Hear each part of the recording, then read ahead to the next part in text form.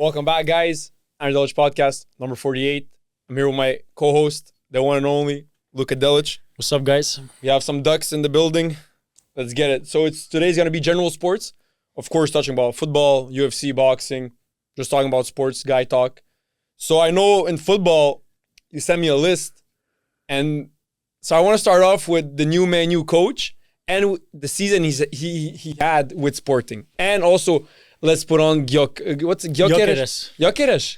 I don't know if it's Gyökeres or Gyökeres. Because he's Swedish, so I don't know. I don't know if the G is silent.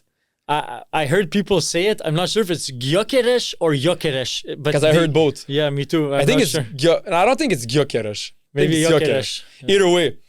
So I know you have some high thoughts about Gyökeres. So not more about Gyökeres, more about Ruben Amorim. Mm-hmm. And I don't know why, man. Like, I had the same feeling for Arne Slot. I don't know why, because, like, fuck, who watches Sporting football? Nobody watches Sporting football. Only people who live in Porto watch in Sporting Portugal. Yeah. Nobody watches that. But, like, I don't know, man. Like, when they talked about that they signed him, he tweeted out something, and I like it a lot, the thing he tweeted out. Confident. He just said, the drama show is over. And that's what it was this last year's Man United. It was a fucking drama show. Even Erik ten Hag, like, I thought he was the one, but he was like acting like a little bit like too, like, it wasn't like, I don't know, it didn't feel authentic or natural. It felt like superficial a little bit. And also then I watched the highlights of Sporting Man City. And dude, another thing that really hit me is every time Sporting scored a goal, he wasn't celebrating. He was acting like, that's what I expect of you. Mm-hmm. Just that attitude, man. Like, you know, like a normal, like low, like a normal coach was like a low-level coach. He would be, fuck, yes, celebrating. Yes, we scored a goal. Yeah. We scored. Now just defend. He was not like that. They scored and he was just like, that's what I expect of you. Now we're not going to play defense again. We're attacking again and we're going to score again. And also they asked Pep Guardiola about him. And he said, man, he's a fucking very talented, like, because he's young. He's like 38. Yeah. And when Pep started at Barcelona, he was also 38. So they asked him about the comparison. Pep said, like, talent is talent. And I agree with him. Like, of course, you can be older, have more experience. But just, like, because I didn't watch Sporting play and I don't know him. But only from what I see, I think Man United, man, they signed the best, like, new young coach that there is to sign. And I don't know if it will work because, like we talked about last time, I think there's clear problems with management at Man U, like overpaying for players. Like, it's not just the coach the problem over there. Like, he's going to help a lot. And also, like, they did the first practice and a couple of players tweeted out, like, man, this was a serious practice. Like, that's all fun and nice. We need to see the results. Maybe not this year. This year's a wash. Just play, like, find an identity this year. Find a playing style. Find the good players. Release players. Like, we cannot judge him this year. Next year, we're going to see where he's at. But I don't know if it's going to be enough to win Premier League, but I think it's going to be much better than last year's with Ruben Amorim. And Gyökeres, he's on fire right now, but I think it's a bit overhyped. He'll sign for an EPL team. Gyökeres is overrated. He's overrated. And the reason why is because I hear, maybe it was in my circle, including you and my friends, talking about, Gyökeres, whatever his name is better than Haaland. He's like Haaland, but more technical. You're going to love him, whatever. So I'm like, okay, let me actually go and see this guy play. So I watched this game against Man City. Sporting played amazing. He scored an hat-trick, yes, 2 penalties. Yeah. That's a fact. It's a hat-trick, yes. But at the end of the day, there's 2 penalties in them. So, and but he has nice shots. Yeah. But it's 2 penalties, and the foul wasn't made on him. It's just because he's a penalty taker, so he took the penalty. So at the end of the day, you have to score the penalty. That's an attribute. And he has good shots. You have to score the penalty. Well, yeah. But he's 26. He's in his prime right now. It's not like he's 19. Then we're like, yo, what the fuck's happening? He's 26, and we've only heard about him recently in the global general football knowledge. We've only heard about him recently. So honestly, I think he's overrated. He's good. He's going to sign for a better team, that's for sure. He's having an incredible season. But better than Haaland? Never. Will he sign for a top A+ team? I don't see it happening. What I do see him signing for a team like, let's say, like not even maybe Arsenal, Tottenham, something like that. Something like that. Yeah. But a top A+ team, there's no way they're signing him and first of all, Haaland is also younger than him and he's older than Haaland, so I think he's overrated. And his dribbling, he's maybe a bit better than Haaland with the ball technically, but at the end of the day, he's very similar to Haaland playing style. I think a big thing, and that's what I think about him, is a legit fucking coach, man. Like, I think the structure of the team, the way that they play feeds him a lot. I think the team is playing fucking well, man, and they're undefeated this year, Sporting, and they won last year Portuguese league, man. Gyökeres, like, the way I see him is like a Jamie Vardy. Blew up late, right? He was like 27, 28. He had that amazing season with Leicester, and since then, he's just been good. Right? He never had that one season that he went crazy. So Gyökeres right now is on a crazy pace, scoring a lot of goals. He has like 31 goals in 17 games. It's crazy. But I think it's going to die down. Like I think after this year, maybe he's going to go to Man U, follow Ruben. Maybe but he's going to sign for like a Tottenham. Yeah, of course. He's going to sign for like a team, maybe like an Aston Villa, Newcastle, maybe a good team. Maybe in Serie A, Milan, Inter, Juventus, Atletico Madrid, wherever. And that's where he is. Yeah, that's where he is. Yeah. He's not top end talent, but it's hard to find very good number 9s these days, man. So he might be more valuable than what people think. No, maybe he is, but because I heard some big comparisons, and that's why I'm saying he's over. At the end of the day, he's very good. Stats prove for himself. He's number 9, so stats are important for number 9. He's scoring a lot of goals. A lot. Portuguese league, it's not the best, but it's better than many other leagues. And dude, so like it or not, what he's doing is amazing. But I think he's overrated because he scored an hat-trick against Man City like 2-3 weeks ago. So of course they're gonna be like, holy fucking shit, who's this guy? But when you look at it, actually, 2 of those 3 goals are penalties. At the end of the day, it's still a hat-trick, right? And you have to score those 2 penalties. Yeah. But at the end of the day, when I look at him play, the most important for me is I want to see him play. When I look at him play, for me, he's overrated. He's overrated, but I think he's good. Yeah, he's good. He's good. And honestly, man, I thought Cole Palmer had the best celebration, but I think he has the best one. I wish it's like... it's the Bane mask. But you know how cool it is? It's because, Bane, he says like... I was brought up in the darkness. I rose up from it. It's like him because he says like in the beginning of his career was rough. He played for teams wasn't that good, and this year he's rising up from the darkness. That's nice. So that's why he's doing the Bane. That's nice. That's it. He said that shit. I'm like, I respect sick. that. That's sick. And now right now he has the best celebration. It adds to his aura. Oh, bro. I don't know his parkour when he was younger. Like I don't know his trajectory. No one knew. Who knew him before this year? If it's like Jamie Vardy could be Bane. Because Jamie Vardy, he became pro at 27. He became a professional at 27. Like, I'm pretty sure Gyökeres, he became a pro maybe at 19. Maybe he wasn't playing the best teams, but he was a professional. Jamie Vardy wasn't even a professional. He was professional on the benches and playing for teams. No, he wasn't even professional. I think he was on the bench for like Brighton. I know Jamie Vardy, I think I'm talking Gyökeres. Gyökeres, okay. But Vardy, he wasn't even a pro before the age of 27. Then at 27, he came at Leicester, won the league with Leicester, and he was their best player with Kante and Riyad Mahrez. Yeah. So... But at the end, like when Bane said, you merely adopted the darkness, I was born in it. Yeah. That's sick. From Gyökeres, that's sick. He has the best celebration in Europe right now, man. That's so cool. What other celebrations do you like? I like that Cole Palmer one is cool. That's nice. They're cold. I feel like they're like... in football, they don't have rules for guys celebrating too much, right? Well, I mean, I'm pretty sure you can't do the Hitler salute. No, of course not. I'm pretty sure you can't...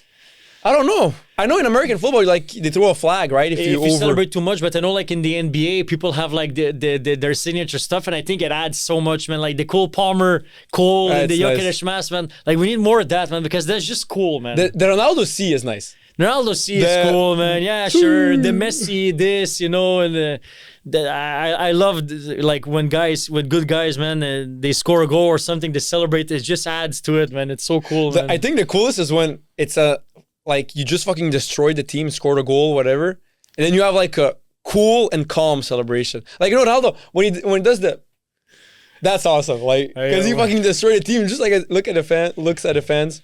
When Lamine hit that in the Bernabeu, dude. But Lamine hit that at 17 years old. That's fucking confident and cocky, bro. But that's confidence, bro. I like it. Yeah.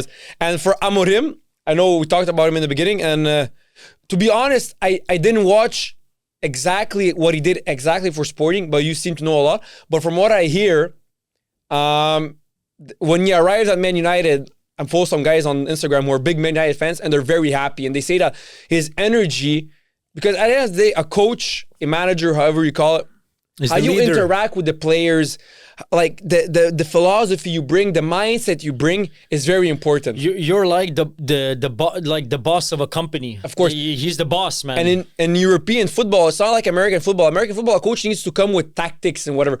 European football also, but it's more like you're the kind of a psychologist for the players. Yeah. And I think from what I hear from Amorim and from people talking about him, he's really like, he gets to know his players and his players will love him. One of the reasons that Mourinho was such a high coach is because players were ready to die for him on the pitch. That's how much they loved him.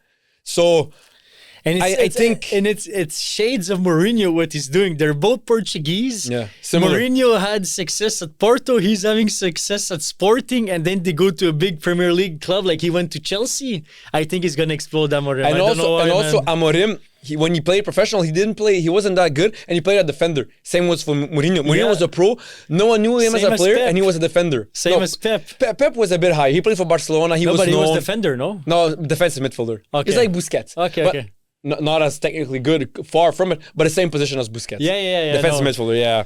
But he wasn't even close to Busquets or But whoever. I think Man United, man, what you do now is you put Amorim there, let him choose the roster, man. I don't know if there's any other people. I don't know exactly the hierarchy in football teams who chooses what. The Let manager him- chooses everything. The manager. Let him Yeah. choose the roster, the players, the starting lineups. Yeah, and manager. Man United people, just shut the fuck up. He's gonna try some shit. That's what happens, He's man. gonna try some lineups. He's gonna try some players. Just let him cook. This year's fucked either way. Just let him cook, and let's hope. I'm excited for next year, man. And I think next year, if Man U are good, it's gonna be 'Cause fucking I don't good know. year. I don't know if it's gonna be overnight success.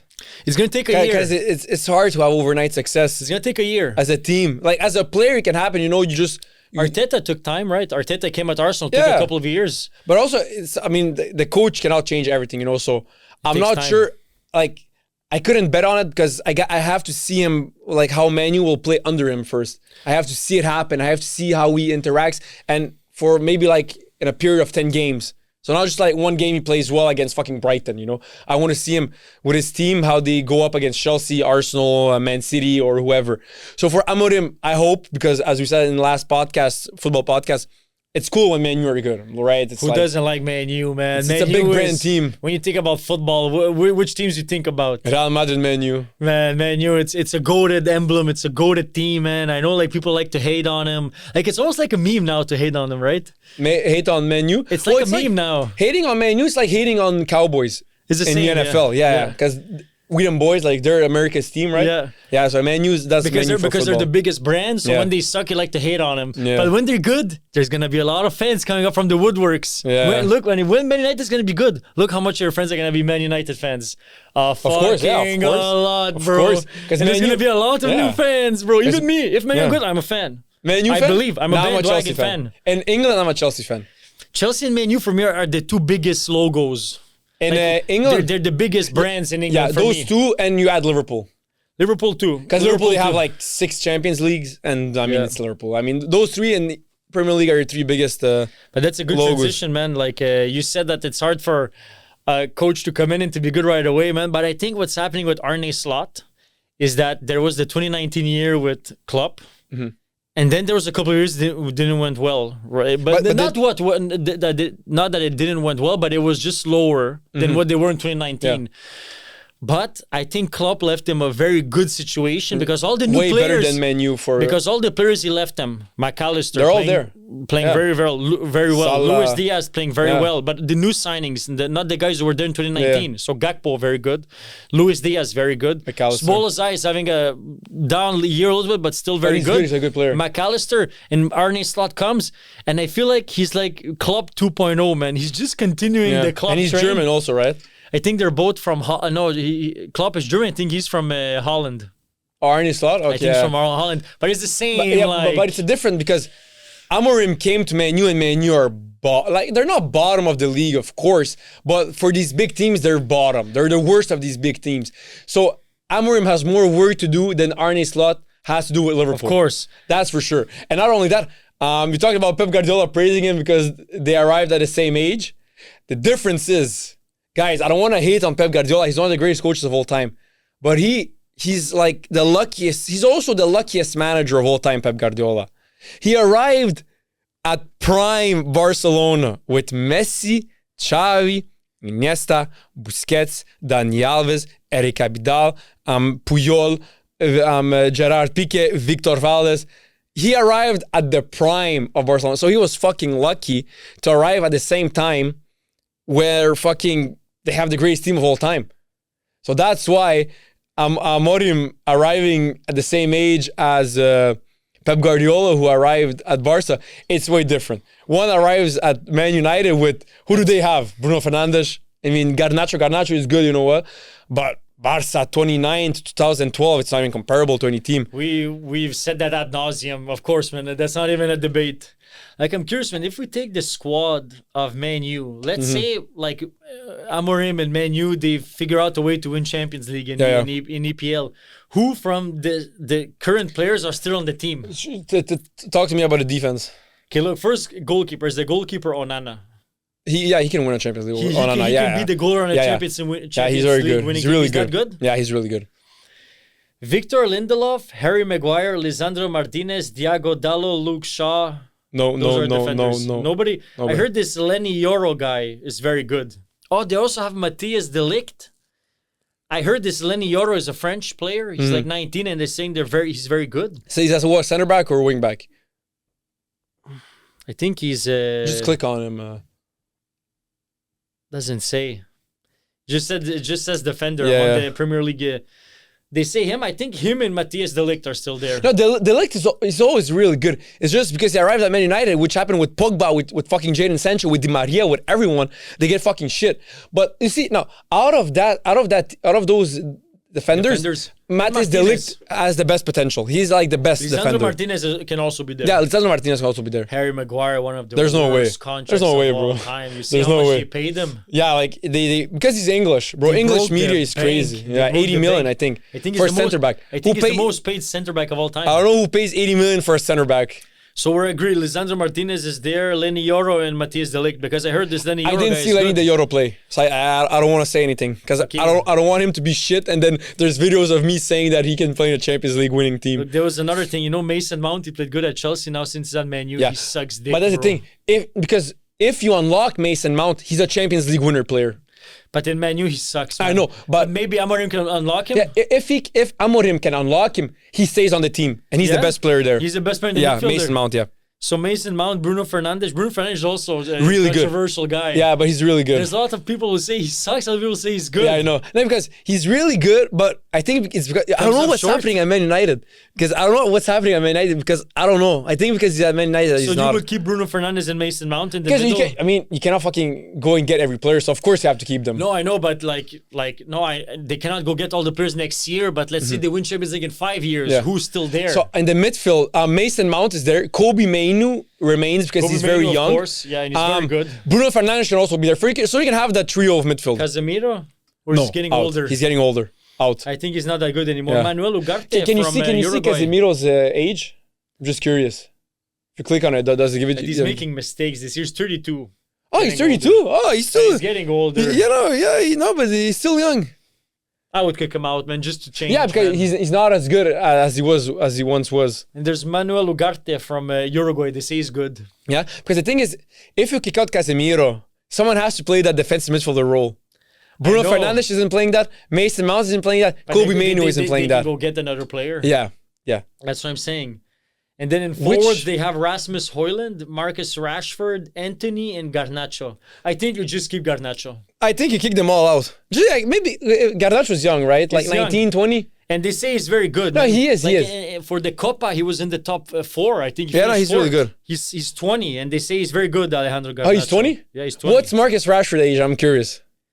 But I don't like him. Because once they were praising him so highly. 27, dude. He's so overrated. Marcus Rashford is overrated. And the only reason he doesn't even start for England. The only reason they overhyped him so much is because he did a lot of charity work and he's British. Yeah.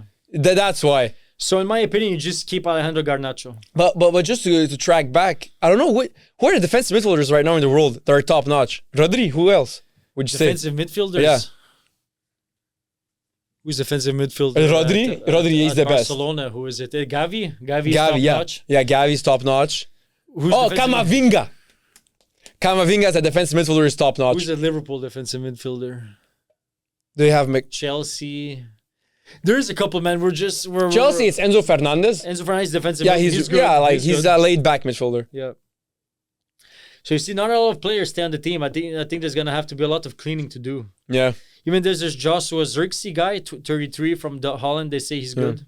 The thing is, we can think that there's a lot of cleaning to be done, but actually, if you unlock some players, there's maybe no cleaning to be done. Maybe less than we're thinking. Yeah. It depends all about how they can play. One thing I know for sure, Mason Mount, if you unlock him, that will fucking help your team. You need to go get new players, that's for sure. Yeah. That's for sure. You need to go get new players. Especially if they're going to get rid of a defensive midfielder, especially now in this day and age, you need a defensive midfielder. You need a defensive midfielder, man. So... And what do you think for Liverpool? I see like there's contract talks for TAA and maybe Mo Salah leaving next year. Mo Salah's getting up there in age, but he's still amazing. He's amazing, man. Really, he's amazing. Like I know. Is he the best player of Liverpool of all time? No. Stevie G? Steven Gerrard's better than him. I mean, I don't know. Suarez in his prime was... No, but you need to look complete career. I think Mo is second, bro. I think when Mo's gonna retire or leave Liverpool, people in Liverpool, man, they love Mo Salah. They love him, almost as much as Stevie G. For me, Suarez is better than Mo Salah. No, but I mean, like, who's a better Liverpool player? Suarez, I think. Like that fans. Yeah, Suarez. Except you think Liverpool fans like more Suarez than Mo Salah? I cannot speak for the Liverpool fans, but for me, the last season of Suarez at Liverpool is better than any season of Mo Salah. I know, but I think Liverpool fans love more Mo Salah. Maybe because he was longer. Maybe. I'm not sure. But one thing's for sure, Steven Gerrard is the fans' number one favorite at Liverpool. Number one. Steven Gerrard. There's no debating it. Mo Salah is the second, man. You think so? I don't know. They're talking about Mo Salah, even Kevin De Bruyne leaving, but I don't see them leaving, man. They're still good. And I don't think they want to go play in Saudi Arabia. No one wants to go play there, except for the money. Well, even for the money, I mean, you only want to go play there when you feel like you're done in Europe. You've proven everything you could have, and you don't have anything else to prove because you don't want to or because you can't. Most is because you can't anymore. You're just too old. You can't keep up with the pace. So then you're like, fuck it, I'm going to go to Saudi Arabia, get my money, get my bag. But I don't feel like any player who truly loves football wants to go in Saudi Arabia. Hey, man, and Liverpool are playing good right now, man. Yeah, amazing. Holy fuck. I think they're going to win the league. The league? I think so, man. I don't think Man City is winning it. I don't think Man City is winning. If Man City can win it, man, Jesus fucking Christ, that would be crazy. I don't think so because you see, and that's the next topic I want to talk about. Man, you see Pep talking, man. I don't think he's motivated anymore. The way he talks, man. Like he says, man, like, so what if you don't win this year? We won 4 straight. Like, and they're talking that he's gonna leave this year. I think at the beginning of the year, I saw reports saying that they're already, like, internally, they're not talking about it, but they're preparing already to find another coach. Maybe going with Roberto De Zerbi from Brighton. I think he's gonna be a good coach too. And reports that Haaland may leave too, because if Pep leaves, he wants to leave too. And the way he's talking in a way like. And they're not that good this year, even if they have fucking amazing players. They're playing still good, but they're losing. They're second, so they're second. I mean, it's always a battle between those two most of the time because they're amazing. But if I have to make a prediction, I want Liverpool to win because I prefer Liverpool to Man City in England. So I would prefer for Liverpool to win. And if it keeps going like this, which I see happening, I think also Liverpool are going to win the league. Liverpool are winning, but I think Pep is leaving. I have a feeling he's leaving after this year. I think he did what he had to do, and he's like a little bit like a weird guy, like a little bit like artistic guy. I think he wants to go try something else. Like even this summer, he was spotted. He won't do shit in NBA. I know he won't do shit in NBA, but he's just He's interested in other stuff. Yeah, but he won't coach in NBA. But Never. He was helping Boston Celtics coach Joe Mazzulla with like philosophy of managing a team something and stupid. whatever. Really, and it was something stupid. And in the final, I'm not saying he's even he doesn't know he's not gonna go coach in the NBA. He doesn't know basketball. Yeah. But I think his mind is going elsewhere. Yeah. His artistic, philosophic mind, he's getting interested in other stuff. He doesn't feel as that interested this year because, man, it's hard to stay focused when you've won the league 4 years in a row. You're like, fuck, I don't care anymore. I just feel he wants to go do new challenges. Similar as Klopp, that he went to the Red Bull football, operations director, that he manages like the 4 Red Bull teams. I think Pep, I don't know what he's going to do. He's going to stay in sports, probably in football, but I think he's going to be manager anymore. Pep. He's going to go something else, I think. Pep, he's overrated because he only enters the best teams. So he wins a lot, but he's in the best fucking teams. Sometimes he thinks that he's like this artistic. He knows, he sees something no one else sees. That's not the case. Pep, for the reason he's so talked about is because what he did with Barcelona, and the team was way more than him. And then he went at Bayern, didn't accomplish as much. Then he went to City, and then at City, it fucking happened again, an amazing team. So Pep sometimes, like, I understand he goes to the Boston Celtics, in his mind, he's like, okay, I want to try this. You know he's not going to be coach. He has a personality, but he has a similar personality to Kanye West when it comes to that. But less than that. No, less. I said similar. He has a similar mentality of this idea of grandiose. But not as much. He knows he's not going I to said be it's similar. coach. Yeah, no, Similar, I didn't say it's as much as Kanye. Yeah. Kanye fucking, he believes it's Jesus, or whatever he says. But Pep has that in his mind, and he thinks like, or he may be he's overrated. Retired this summer, man. I think he's just gonna maybe even just stop coaching. Maybe he doesn't because look that interested anymore. Because believe me, Pep will never take a bottom team and make them strong. But I know, Andre, but the argument is like it's the same as Formula One. The best teams want the best coaches, man. He's still one of the GOAT coaches of all time, man. I like to hate on him, but he's one of the best of all time. He is. But he's overrated, and he's not as much as because he thinks he's the greatest coach of all time. He's not. He's not. Maybe not. He's not. He's the luckiest coach of all time. That I'll give him. He's the luckiest manager of all time, and he knows it also. Because that fucking varsity team, that's a golden duck, that team, bro. You know what I mean? That's fucking crazy. So. And another cool story from Man City, man. I saw like they released because I guess for the Ballon d'Or and the Copa they asked players, because for the Copa I know they asked players like Ronaldo, R9 and Ronaldinho, they asked them and their vote counted for Copa, and they both put Savinho. They didn't put Lamine Yamal. What's Copa? The youngest player? The best youngest player. Oh, because he's Brazilian. I know, but still, like Ronaldo Fenomeno and Ronaldinho, they put Savinho over Lamine Yamal. Mm-hmm. And I think for me, Lamine Yamal is better than Savinho, but I think Savinho is going to be a fucking great Brazilian player. Savinho's amazing, bro. Like his touch, he plays similar to Mahrez. He's on the right wing. He's a lefty. Better than Mahrez, no, bro. he is, of course, he's better. If R9 and Ronaldinho, they're smart enough to not use their Brazilian bias to say, like, I think if they, like, I really think Ronaldo and Ronaldo are like, who's the best young player? They're like, they know it's Lamine Yamal. But why did they put Savinho? Because he's Brazilian. You think so? As smart as they are, they're human beings. That's a fact. Everyone knows Lamine Yamal is better. But Savinho is amazing. Lamine. Huh? They should have put Lamine then if they truly think it. But Ronaldo is a smart individual. He never put Messi in a single Ballon d'Or top 3. Why? Because he doesn't want to give it to him. Because, no, fuck him, it's me. So Ronaldinho and Ronaldo, they're very smart. But at the end of the day, maybe they know Savinho personally and they're like, oh, you know what? Since they're both so close, I'll put Savinho. Okay, so they're close. No, Savinho's amazing. But Lamine Yamal is better. He's better. I'm not saying he's way better in smiles, but there's a difference. I think Savinho is going to be a crazy player, man. He is. He's going to be an amazing player.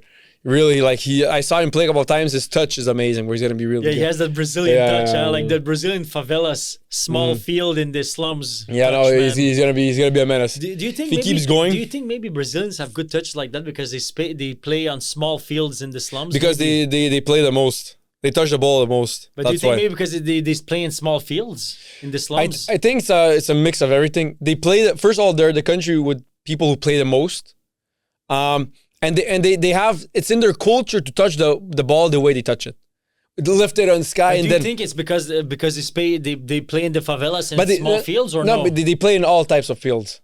So let's say Ronaldinho, when he was young, he would go and play with his friends street But futsal. you went to Brazil, bro. You saw how poor it is, man. There's a lot of big fields, man. There's a lot of people living in the slums. But they have a lot of academies. So those players who do live in slums, but they still play in big fields, and they play in futsal with their friends. So it's like me, who I was never pro at nothing. I played everything. Futsal, small fields, big fields, 11v11, 7v7. So the same goes for them. So they augment it 1,000 times more, and they touch the ball. They play in the beach, they play in concrete, on the full grass, futsal. They play everywhere. They just constantly touch the ball with their fucking feet since they're 5 years old. So of course, and plus if you have 60 million kids playing year round, of course you're gonna find 2 or 3 Savinhos. You know what I mean? Yeah. Of course, like Jesus Christ.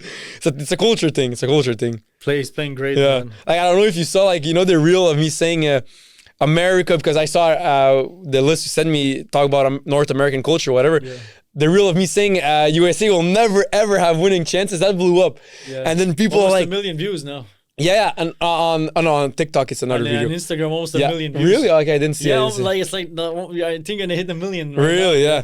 But people are like, "Oh, what is he talking about?" And it's all Americans don't know what like. They're stupid, you know. Americans, like we said, they think they're Everything the best is at bigger, everything. yeah. Everything is America, America, America.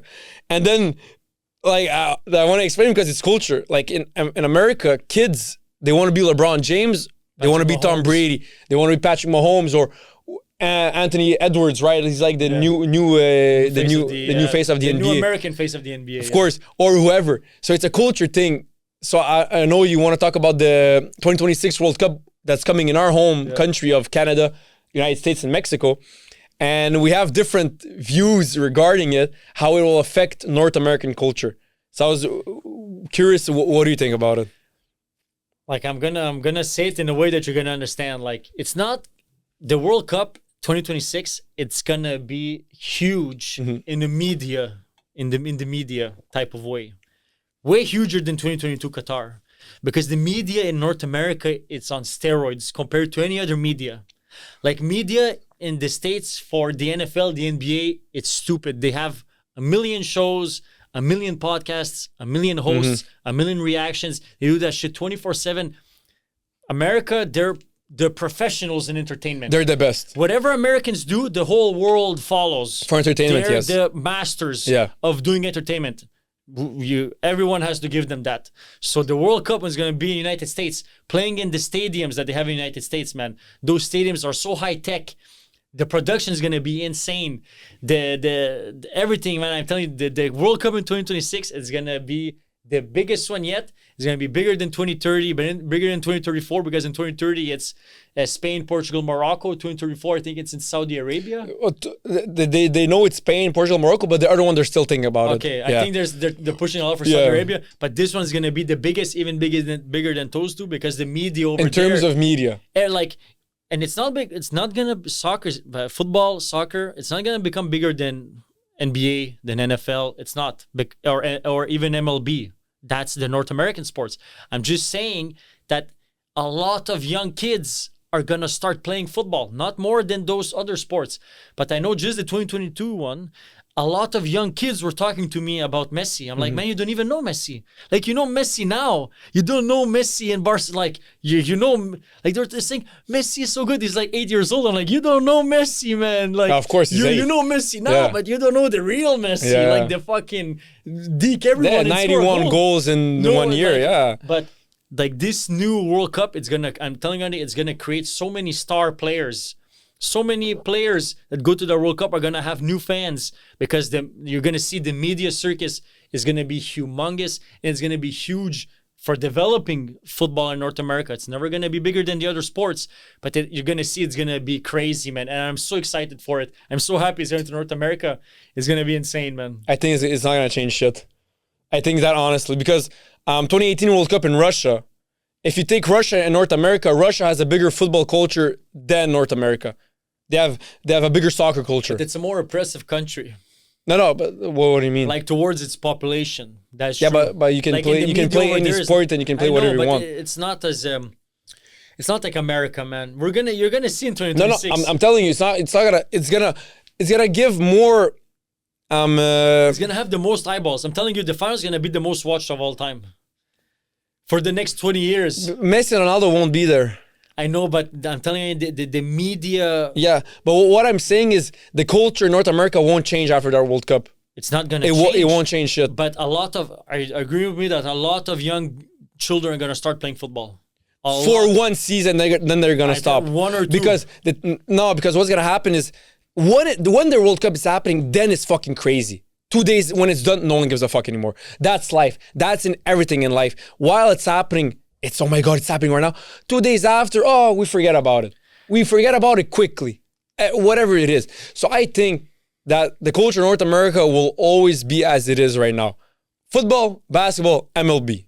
Those three, the kings. And then in Canada, it's hockey, of course. I think it won't change shit. We'll see. We're going to live to see it. It's in 1 year now. And the reason I'm saying that is because, I mean, the kids will watch, like the kids that you know. Now they're going to play soccer. Wait till they reach 12, 13. maybe they're gonna stop. Their parents don't know shit about soccer. They don't know stuff about soccer. Who's gonna develop them? There's no culture. No one gives a fuck. That's what's gonna happen. I was talking to one of my friends who is now coaching. He played hockey when he was younger, and he's now coaching hockey. Older, and he was a very good hockey player in his time, playing very high level, and now he's coaching. And he's telling me, man, that hockey is not like before. When he was younger, hockey in Canada, dude, it was retarded. He was like, there were so many players, and he's my age, 27. So let's say 10 years ago. He said, man, there were so many players that were stupid, man. Like every kid was playing hockey. He said, it's not like that anymore, man. What's happening He now? told me that there's a lot of less players, Yeah, and and it's not as big. Yeah. It's still the biggest. It's still the biggest in Canada. What are they playing? He says, I asked him, what do you think? He says, I think it's the internet.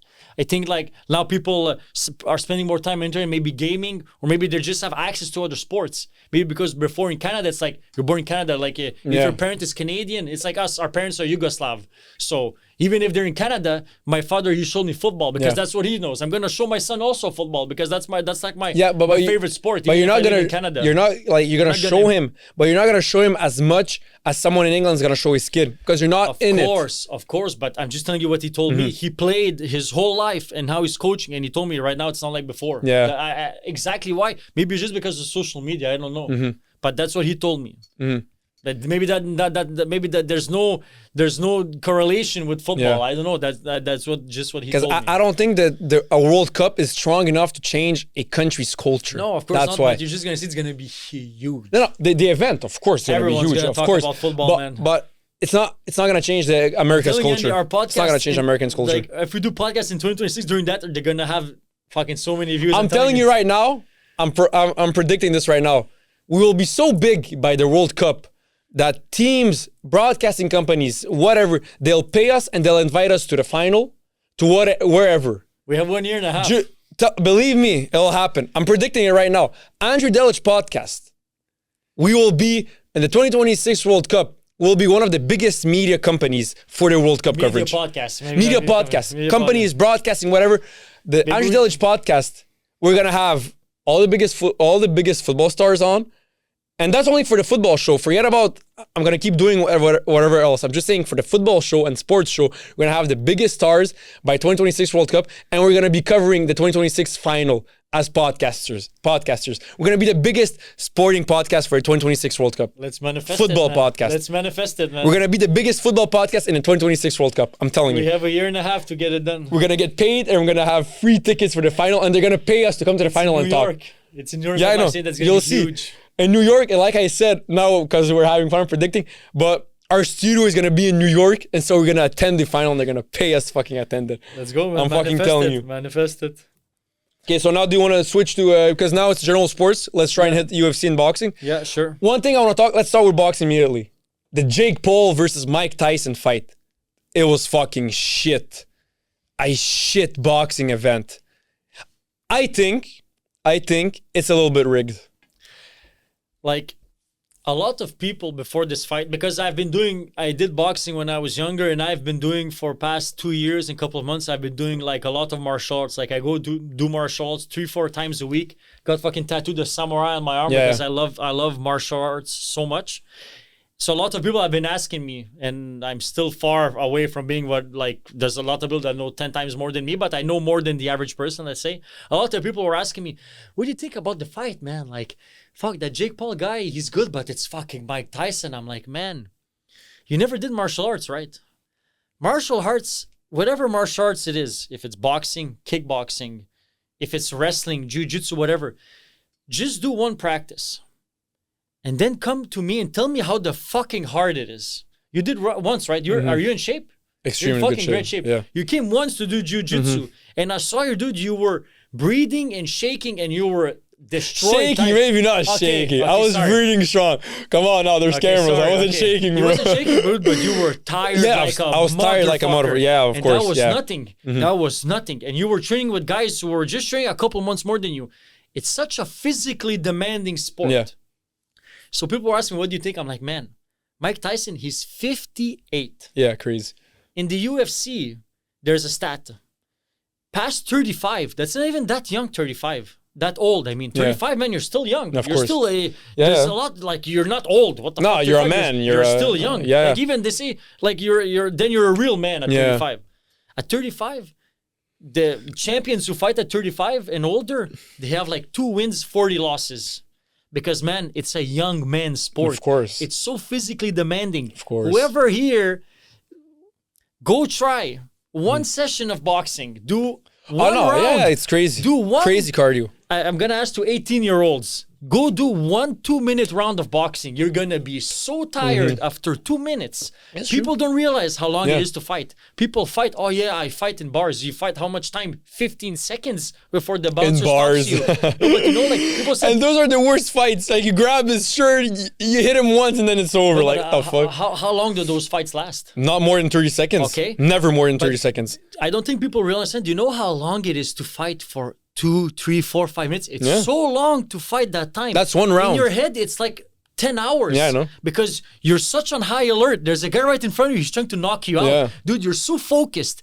Just looking at him and moving, you're burning so much calories. It's such a hard sport. So I was like excited of the hype of the fight. But when I saw the fight, after 2 minutes, shit. I'm like, I knew this was gonna happen. It was a shit fight. And look how old he looked, man. I know. He looked so old. He looked, but this just proved to me, because I always said Jake Paul won't be shit in boxing. He's never been shit, and this fight just proved it even more. He will never win against a real boxer. But look, never ever. He lost against Tommy Fury, and Tommy Fury is a shit boxer. That's what I was gonna say. The only time he fought someone his age, and who's a real boxer. The only time he fought someone his age, he lost. And he wasn't that. He's not He's even a shit that boxer. good of a boxer. Tommy Fury is a real reality star TV show. Yeah. That's what Tommy Fury is. Yeah. And he lost against Tommy Fury. And Tommy Fury is he like top 50 in the world? Well, like, where is he? He's not even top 50. He's not even ranked, I think, man. So it's a young man's sport. Yeah. And even something bigger. Like the next night, it was Jones Stipe. Oof, beautiful. Jones is 37. Beautiful. Stipe is 42. 42. He looks so old. Yeah. And I'm telling you, after round 1, I stopped. I'm like, Jones is gonna kill him. Of course. And when I wake up the next morning, I saw him like, of course. This is exactly what I thought. Because I saw Stipe moving, I'm like, it's done. Hey, he's too old. He's too old. And he's 42. Yeah. He's 16 years younger than Tyson. Look how he looked. And the only reason he survived so long, 3 rounds, I right? think With Jones was letting him. Yeah, not only that, because he has a crazy chin. Miocic has a crazy chin. But he was taking hits, bro, from John Jones. To come back to what you're saying, Jake Paul was rigged. He said that Jake Paul after the fight. He said he was carrying him to the final rounds. You saw it in the first round. He could have knocked him out. Who could have knocked who out? Jake Paul. He said after the fight. They asked him. He said, I was carrying him to the end.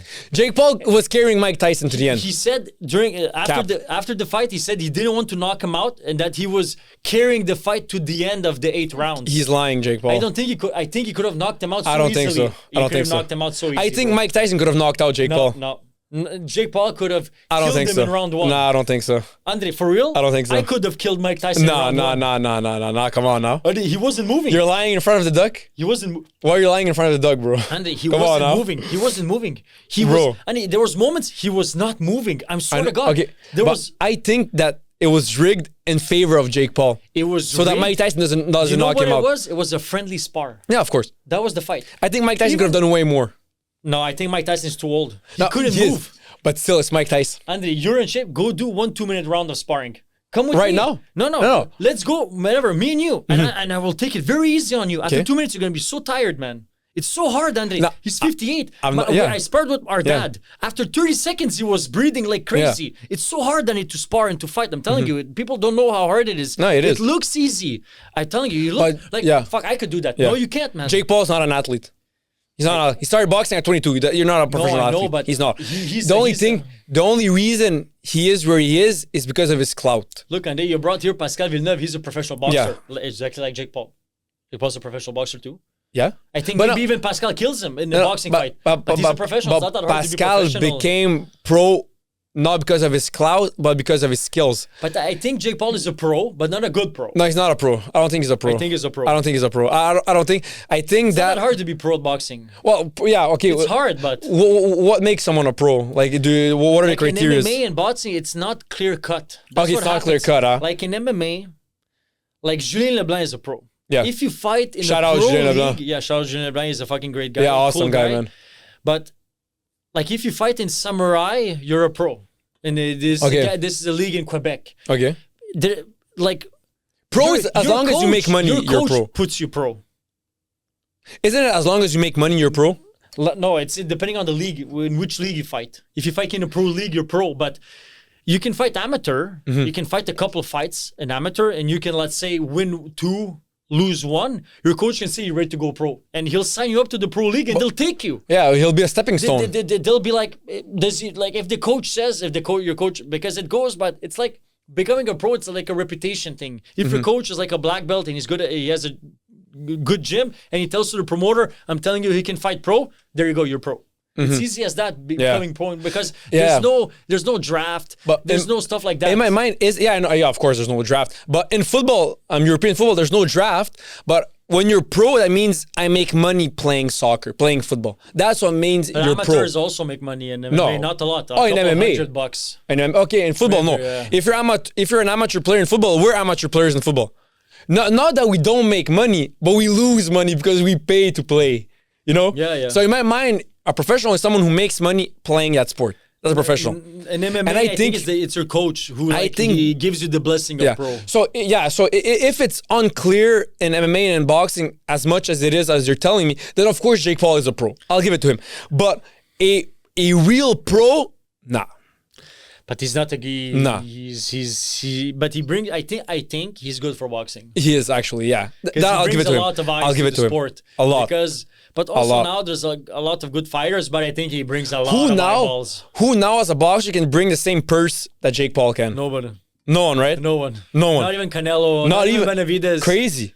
No, bro. It's because he has a huge clout, huge fan base. Yeah, and he's a genius at marketing. He is. Because you hate him. Like, I don't hate him, but I know people fucking hate him. Yeah, I don't even care. This was me in the beginning. This is my evolution of Jake Paul. I'm like, what the fuck? He boxes? This was me in the first. I'm like, he's gonna get killed. Then he was knocking out, but they're older. But then I was hating, and now I'm past that. Now I respect him. I never hated. Yeah, I never hated. For me, it was always like. For me, because if you hate him, then it's like you have this like huge passion for him being a boxer. Me, it's like I understand that. He was a YouTuber. He used to be an actor for Disney Channel. Then he was just looking for something to make money, something cool. But I mean, anyone who knows boxing, no one takes him seriously in the boxing world. You know what I mean? No one takes him seriously. He's a pro. Just like there's a lot of pros in Quebec that you don't know. That could knock out Jake Paul. There's a woman in a small city in Quebec City. She won the belt. No, she oh, really? She has 1,000 followers on Instagram. No one knows. Yeah, but that's women's sports. No, I know, but I'm just saying, like, there's a lot of pro boxers who don't even know they exist. So he's a pro like that. Yeah. But man, he's a marketing fucking genius, like McGregor, man. Yeah. He's so good, man. Yeah, and I think for fighting sports, marketing is number one. For fighting sports, of course. I think it's crazy important.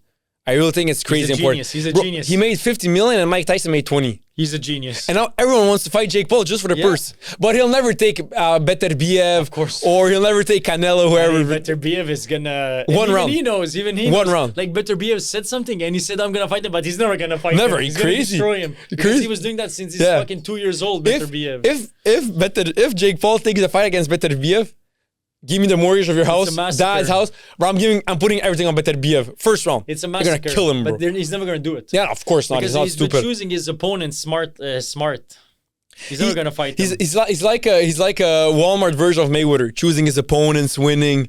But you see, to come back to what we're saying, man, like the John Jones Stipe fight. Okay, so John Jones the GOAT. Yeah. John Jones the GOAT.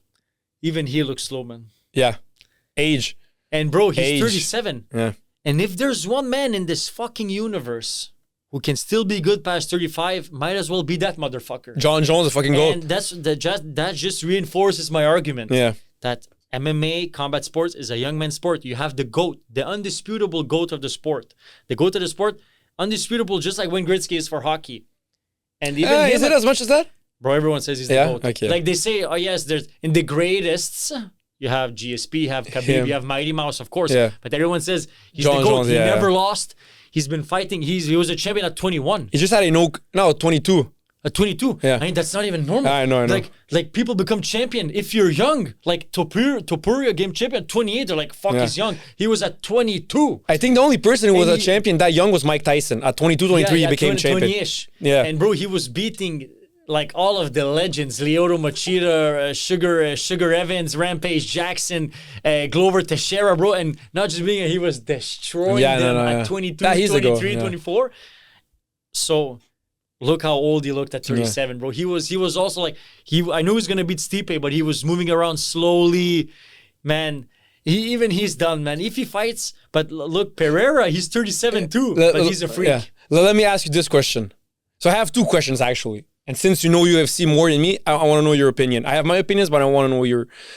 If John Jones fights Tom Aspinall right now... Destroys him. Destroys him? Destroys him. So... Sorry. So, I overreacted. Yeah. Not destroy because like there's some old 60-year-old jiu-jitsu guys, they kill you. Because he's not more athletic than you. Mean me personally? Yeah, it kills you. Of course. Even me. Because they have the technique. Yeah. So John Jones, his athleticism gone to shit. He's a little bit fat. Gone to shit, really? Maybe not gone to shit, but gone. Because his heavyweight transformation isn't the most pleasing. He's sort of stayed light heavyweight. Yeah. But he became went fat. heavyweight because he's getting older. It's harder for him to make the weight cut, and it's easier being at a higher weight than being low because he's getting older. I think Aspinall, he beats him. So basically, this is John Jones right now. Maybe not because he has a lot of technique, John Jones. He in his mind, he knows whatever situation you put him in, he knows how to get out. Always. So basically, but I think Aspinall, he's just younger and more athletic. Yeah. So basically, this is John Jones. He's the king, but he's ducking Tom Aspinall. I think he's ducking him. So this is basically John Jones. So we have John Jones on the podcast right now. He's talking about fighting Pereira and not fighting Aspinall. I think he's ducking him a little bit. But did you see the reason? He's saying, why would I fight Aspinall? Like, what would that bring to my career legitimacy? He's the interim champion, and I think he's ducking him. And you saw what John Jones changed his profile picture on Instagram? Yeah, he put a duck with a belt. Yeah. But you see, Pereira's 37, but Pereira, man, he's like an alien. He's more of a freak of nature than John Jones. He's such a freak. Yeah. No, because he's he's better technically, John Jones, and he did more in his career. Pereira came at 34, and he's only been good these last 2-3 years. Yeah. But because you look at him, dude, he fights, he looks like he's 23 because his genetics, man, his body type, he's so explosive and he's made big, bro, but like strong. Yeah, it's great. He was fighting at 185. He was making weight and then coming at the fight 225 is still shredded. 225? He had 4. Yeah, bro. When he fought 40 Adesanya, pounds. He put 40 pounds. What? And how much did Adesanya put? Adesanya, he's a real 185er. He's maybe 200. Like I think he walks around at 200. Because he's a little bit more skinny, Adesanya. Mm-hmm. But Alex Perez is a freak of nature, man. Like guys like that, like Francis Ngannou came in the UFC. Yeah, but fuck, gee, bro. He came in the UFC. He didn't have that much technique. I was watching a fight like, what the fuck? But he's just a freak of nature. Because MMA is such a hard sport, you can just be a freak of nature and destroy. That's what I was gonna say. I think in MMA, because MMA is more like street fighting than boxing, right? Because there's like a lot of shit can happen. And there's less rules. Like you can kick, you can grab, you can put him down, you can ground and pound, whatever. Yeah. So I think that boxing is more technical. If you're like, we're talking about crazy freak of natures. Pereira like one in a million. Yeah. Pereira. 1 in a billion. And Ngannou. No, there's probably more, but just like they never tried or whatever. 1 in 10 million, let's say. That's fucking crazy. 1 in 10 million. Come on now.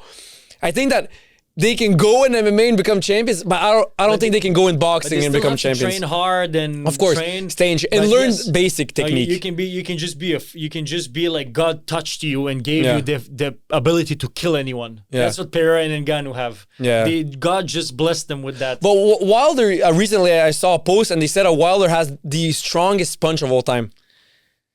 And he's a shitty boxer, Pereira Wilder. fought his last fight versus Khalil Roundtree, and there was a referee in there who's been doing this sport for 20 years. Mark Goddard is his name. He's been one of the biggest. Him and Herb Dean, Mark Goddard are the biggest coaches, refs for the UFC. He's been doing that. He's been for the UFC 20 years. And after the fight, him versus Khalil Roundtree, he went to Joe Rogan and he said, "When that man punches someone, the sound it makes, I never heard that in my life." So the sound when Pereira punches someone He said, I never heard that sound in my life. He was terrified a little bit. He was And scared. it makes a sound. That's gotta be crazy. He saw millions of fights. He's been reffing the UFC for 20 years, for MMA for like his whole career. He said, I never heard someone touch another man like that. Imagine when he punches you, how does it feel? Yeah, I'd be dead. One punch, I'd be dead, bro. Real shit. I'd be knocked out, sleeping like a little baby, bro. Bro, I'd be out. He hits you, Andre. Lights out, baby. I think Pereira... Lights out. I think he hits as hard as Deontay Wilder, maybe even... Do you think does Pereira hit harder than Ngannou? I think so, man. Really? I think so, man. He's Wow. a freak of God, man. He's a freak of God. Not even a freak of nature. He's not a human. Freak of God. Like when I'm around him, like, this man is not a human, man. This man is fucking, it's not normal. Like, you cannot become that. You cannot become, you can train 10 times per day your whole life. You'll never be like that. I think you can only emphasize what you have. But It's like he has Pereira the God-given. naturally has that God given, and then he emphasizes it with training and Of course. and And he's a black belt in nutrition. jiu-jitsu. He trains a lot, but Yeah. he's a fucking motherfucker. But I think Jones has more chances with Pereira because Pereira is more or less explosive than Aspinall still. I think that if John Jones was to fight Pereira, I'm putting money on John Jones. But if it's against Aspinall, I think Aspinall is winning. I think Aspinall's beating him. Yeah, he's 31. And he's big, young, he's man, strong, and bro. And it's a young man's sport, man. I'm telling you, I think he's ducking him. Even when it was Topuria Holloway, people were like, oh, what do you think? I'm like, Topuria's 28, Holloway's 34. I'm taking Topuria, man, because Who's the better fighter? Topuria. And Topuria's Topuria's good, sick. huh? But He's people hate him, fucking huh? sick. People fucking hate him. Because he's like, they say Cocky? like Connor 2.0. Yeah. But man, man, because MMA is still a young sport. Of course. MMA's only been here for UFC like, especially, that organization. yeah, UFC 20 years, maybe 20 years that it exists, and MMA is a very like young sport. You know, football's been there for 100 years. Yeah, 150, yeah. So imagine all of the evolution of the technique. Like right now, the technique it's evolved a lot, but MMA, man, these new fighters, they're so technical, man. It's fucking crazy. I'm watching Topuria, man. Fuck, man. This new generation of fighters, they don't fight the same as the last. Yeah. They're so technical, dude. It's crazy. Do you still believe that the ground and pound is the most efficient? Depends for which fighter. Not for all fighter. No, but which style do you think is the most dominant? I think that John Jones, like, it's different for man. Because I feel the Habib Islam style is the most dominant. That's because they mastered it. A lot of people try to do it, but it's because Khabib, man, Was born in it. What Islam does to everyone, like only Khabib can do that to Islam. Yeah, I know. Like I think we said once on a podcast, Islam is amazing, but Habib is just better. Yeah, Habib, he's better. But what Islam does to other, Habib does that to Islam, and no one can do that to Islam, bro. That's crazy, bro. Yo, Islam choked out Charles Oliveira with his fucking arm, and that's crazy strength. But man, but what would you say is the best martial art? Like if you can only have one. Wrestling, huh? Wrestling, bro. Because you control the other man. That's what I think. You control him. It's probably the ugliest to see. No, but I think it's the most dominant. Jiu-jitsu is the... Yeah. No, jiu-jitsu, sometimes there's nice moves. But dude, like wrestlers, man, they're the toughest motherfuckers. And they're like, I do martial arts. I do kickboxing, boxing, jiu-jitsu, and wrestling. When we do wrestling practices, I'm dead. Yeah. You know, in Olympics, you know how much time is a wrestling match? 2 minutes. A match? Complete match? Yeah, 2 matches. Oh, I didn't know. It's God 2 damn. minutes. Do you know why? And they're at least... Because... Dead. You boost out so much energy, bro. And if we would do a match 2 minutes, you would be vomiting, bro. It's so hard wrestling. My guys, what do you mean vomiting? Come on, they're scared as well. I'm telling you, it's so hard. No, I know, of course, it's really hard. It's really hard. Wrestling, I wouldn't even. Wrestlers are real. I'm not even surprised. Tough motherfuckers, bro. And I really think motherfuckers. I think with you, I think wrestling is the most dominant martial art on planet Earth. You know, it's the oldest sport also. Yeah, of course. I mean, because imagine naturally you guys want to fight, so just take each other and then like in Greece and everything, they were wrestling. Roman Greco wrestling. Yeah, the sport. And when you learn to wrestle, man, when you go with a good wrestler, he plays with you. You know, like if you would take your cat or your dog, you just play with him, you flip him. That's what wrestlers do to you. They make you feel like you're nothing. Like you're up, then you're down, then you're this side, then you're that side. Then he throws you, especially if you have the body type for wrestling, it's like the inner, like your nerves are just stronger, like the inner strength for wrestling, and you know the technique. I think it's over. You're a machine. Because you just like. If you go towards him and the guy can't knock you out with a punch, he'll just take you. And once he's got you, it's done. It's done. Because he's not leaving you. And also, you're not leaving him. The distance quick. Like the wrestler's there, he shoots for your legs, slams you down. Of course. He's on you like a So the only way is if you can like punch him quick. But what's that? 1 in a million shot? Like Adesanya, man, he was a champion for like 5-6 years. Now I can't remember now. Like Adesanya was because you asked me what's the best martial arts. Like Adesanya, when a couple of years he was indestructible and he was like a wizard, like fucking like a question mark kicking you with crazy angles, moving like Is he crazy. similar to John Jones style? No, John Jones is just complete. Because John Jones, he's fucking amazing at wrestling. Everything, huh? He's fucking amazing. It's like at GSP. striking. GSP's complete also. GSP, his wrestling was the best. His wrestling. He was wrestling like crazy, dude. And his striking also. His striking was not his best because he would strike you. In my opinion, the best that GSP had was transitioning. Going from striking to wrestling, he is the GOAT. Better than Jones. He would For transitioning. For his transition from striking to wrestling. So he would strike you and boom, he would shoot on you, you're down. Bro, watch his fights. Just watch highlights, bro. He did that like a master. He would transition from striking to wrestling like a professional. He would take people down, bro, like so easily. You look at it like, I could do that. But you don't understand how hard it is to sync it perfectly. Man, he's the GOAT at that. But John Jones, because his jiu-jitsu is fucking insane. His wrestling is fucking insane. His fight IQ is fucking insane. His distancing is fucking insane. He's just the GOAT. Like, everything. He's complete. Would you say that... but he's a talent, I think. Of course, natural.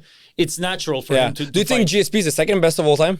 For me, GSP, man. Because for me, GSP is my favorite fighter. Maybe because he's Canadian, Quebecois, like us, so maybe that's why. But it's just like his personality. He's so humble. He's so nice. Like him too, because he's a real martial artist. And not only that, GSP's like his look is cool. Like when he had the bald head and fucking jacked. Yeah. Oh, bro, because John Jones, like now especially, he's like fat, and he has like. I mean, now it's more visual. He always had like skinny legs, long, and it's like. But GSP's like, you look at him, and his body's just like. It's like a little bodybuilder, perfect, like a gymnast. He's like a little gymnast, and he's fucking knocking people out. And he had the cool look with the bald, shaved head. Yeah. He was fucking cool for me, GSP, man. GSP was cool. A man's man. Yeah, GSP was cool, man. Man's man, dude. I think a lot of like the consensus is like Jones, GSP, Anderson Silva that does the Mount Rushmore. Even Demetrius Johnson. Why isn't Habib number one? Because he stopped fighting too early. If he would have continued, could he have dethroned John Jones? He could have, maybe. Really? He's that dominant, huh? Bro, in his whole career, he lost 1 round. That's fucked up. That's That's 1 round versus McGregor, and I think he was just taking it off that round to put it on him next round. Yeah, that's fucking the second round, right? I think the second or third, it was the third. He was striking. Yeah. But Khabib, I think it was just like even there, McGregor didn't lose by a lot to Habib. He won barely the round. Yeah, it was the third round when Habib wanted to prove him that he can strike, and then in the 4th round he choked him out.